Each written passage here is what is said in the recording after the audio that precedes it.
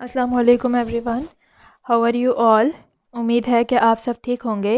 I am here with another lecture that is lecture number 96, जिसमें हम लोग liquids and solids unit number 4 के बारे में डिस्कस कर रहे हैं फॉर इंटर पार्ट 1।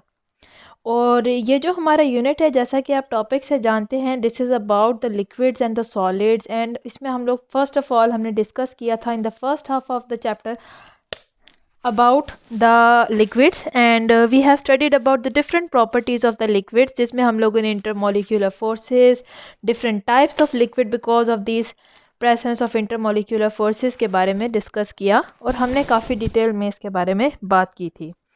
रिसेंटली हमने स्टार्ट किया था उसके बाद अबाउट द सॉलिड्स। हमने सॉलिड्स की जनरल प्रॉपर्टीज़ देखी कि सॉलिड होते क्या हैं, ये जो स्टेट है मैटर की, ये इसकी क्या ख़ास प्रॉपर्टीज़ हैं जो इसे बाकी की डिफरेंट स्टेट्स से डिफरेंशिएट करती हैं, यानी कि सॉलिड्स में क्या ऐसी प्रॉपर्टीज़ हैं ख़ास जो लिक्विड और गैसेस में नहीं पाई जाती। किस तरह से हमने देखा कि सॉलिड के अंदर सॉलिड्स अपनी शेप बरकरार रखते हैं, अपनी वॉल्यूम को बरकरार रखते हैं। उसके अलावा हम लोगों ने डिस्कस किया था अपने प्रीवियस लेक्चर में about the different types of solids based on the arrangement of their atoms या मॉलिक्यूल्स आयंस, यानी कि पार्टिकल्स के अरेंजमेंट के हिसाब से सॉलिड डिफरेंट टाइप्स के हमने डिस्कस किए थे, जिसमें हमने 2 डिफरेंट टाइप्स स्टडी की थी। First one was about the crystalline solid and the second one was about the amorphous solids. Crystalline solids वो सॉलिड होते हैं जिनके अंदर पार्टिकल्स की अरेंजमेंट एक ख़ास पैटर्न को फॉलो करे, उन सॉलिड को क्रिस्टलाइन सॉलिड का नाम दिया जाता है। जबकि अमॉर्फस सॉलिड वो सॉलिड होते हैं जिसमें पार्टिकल्स के अरेंजमेंट में कुछ ख़ास पैटर्न ना दिखाई दे, वो रैंडमली अरेंज हुए हुए हैं, those are called as amorphous solid. उसके अलावा हमने अमॉर्फस सॉलिड में क्रिस्टलाइट्स के बारे में स्टडी किया था, यानी कि अमॉर्फस सॉलिड का वो छोटा सा हिस्सा जो किसी एक ख़ास पैटर्न को फॉलो करे, जैसे कि क्रिस्टल्स करते हैं, बट रिमेनिंग उसका सारा पोर्शन अमॉर्फस ही हो, बगैर किसी अरेंजमेंट के हो। तो वो जो एक ख़ास हिस्सा है जो कि किसी पैटर्न को फॉलो करता है, उसको हम कहते हैं कि दैट इज़ अ क्रिस्टलाइट। अब आते हैं हमारे आज के टॉपिक के ऊपर। This topic is about the properties of crystalline solids, यानी कि जो ये क्रिस्टलाइन सॉलिड्स हैं जिसके अंदर पार्टिकल्स प्रॉपरली अरेंज्ड फॉर्म में हैं, एक पैटर्न को फॉलो करते हैं, पार्टिकल्स एक ख़ास एंगल से, एक ख़ास डिस्टेंस से एक दूसरे से अपने आप को अरेंज किए हुए हैं, those are called as crystalline solids. अब हम इन क्रिस्टलाइन सॉलिड्स के बारे में डिफरेंट प्रॉपर्टीज़ को स्टडी करते हुए इनके बारे में मज़ीद जानेंगे और इन क्रिस्टलाइन सॉलिड को मज़ीद समझेंगे। तो very first property that we are going to discuss is about the geometrical shape.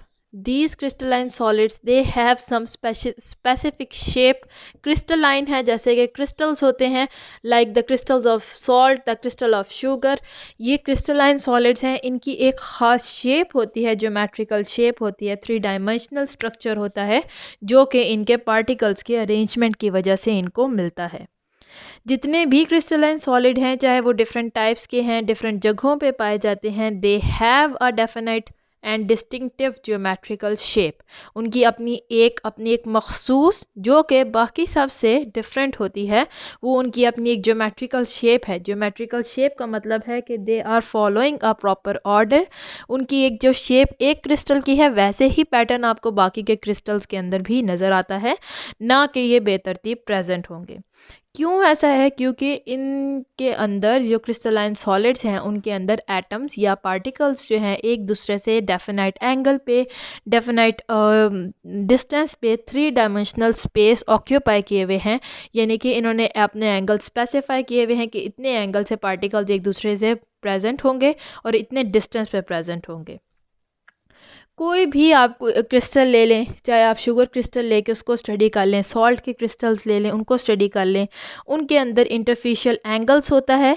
Interfacial angles क्या है कि किस एंगल पे सरफेसेस, अगर ये उसकी सरफेसेस हैं तो ये जो एंगल है जिस पे ये सरफेसेस एक दूसरे को इंटरसेक्ट करते हैं, एक दूसरे को जॉइन करते हैं, एक दूसरे को काटते हैं, ये हमेशा अगर आप डिफरेंट पार्टिकल्स ले लें शुगर के, उनके ये जो इंटरफेशियल एंगल्स होंगे ये हमेशा सेम होंगे। यानी कि अगर एक का इंटरफेशियल एंगल 60 डिग्री है किसी एक क्रिस्टल का, तो उसी सॉलिड का आप कोई भी क्रिस्टल ले लें, उसका इंटरफेशियल एंगल हमेशा आपको 60 डिग्री ही नज़र आएगा।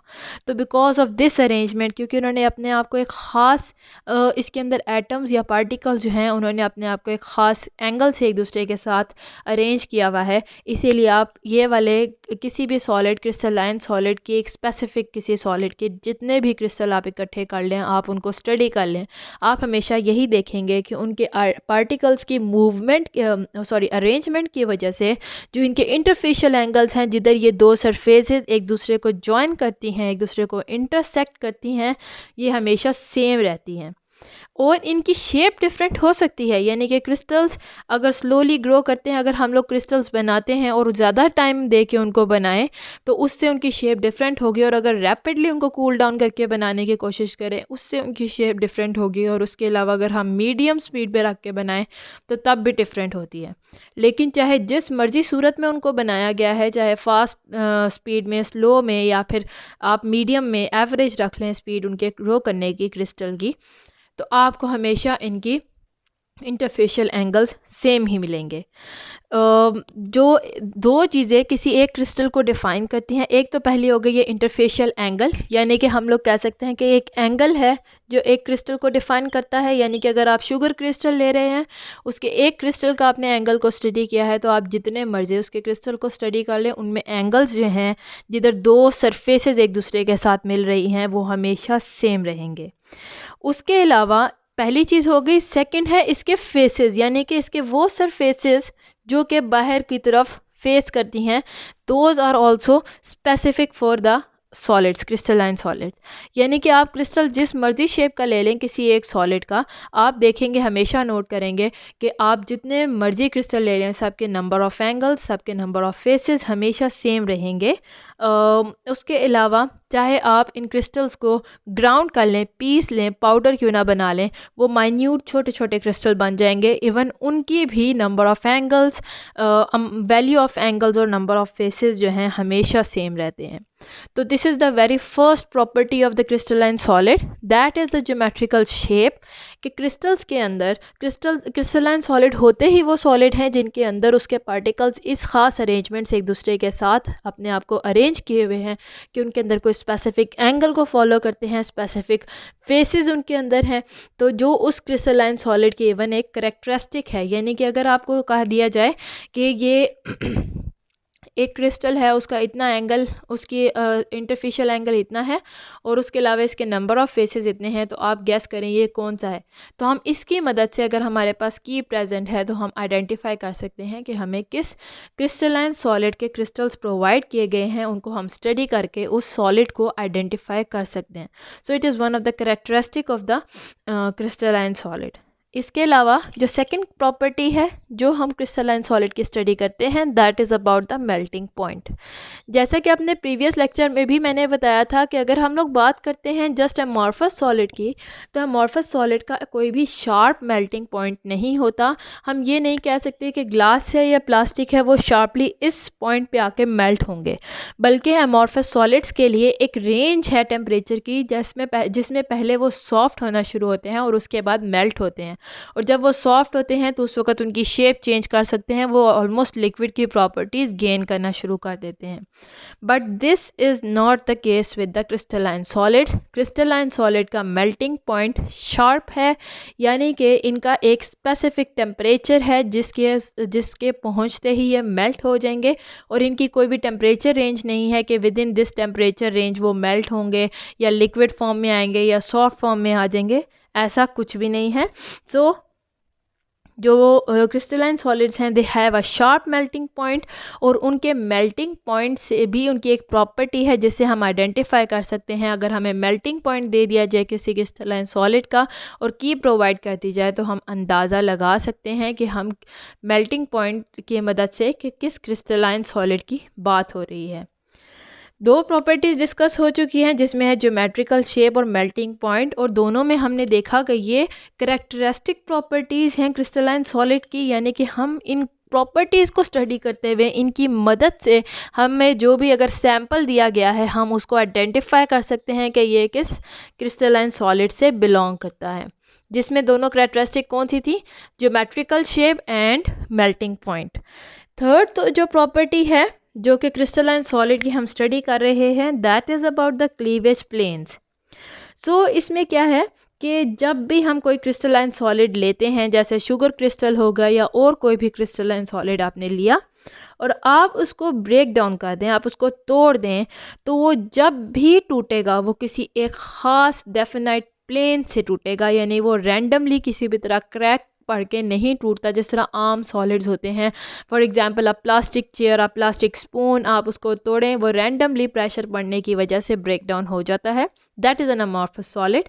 अगर हम क्रिस्टलाइन सॉलिड की बात करें तो क्रिस्टलाइन सॉलिड में भी ब्रेकेज का एक स्पेसिफिक पॉइंट डिफाइंड होता है कि अगर इस क्रिस्टलाइन सॉलिड को ब्रेक होना है तो उस स्पेसिफिक प्लेन से ब्रेक होगा, उस स्पेसिफिक साइड पे ब्रेक होगा।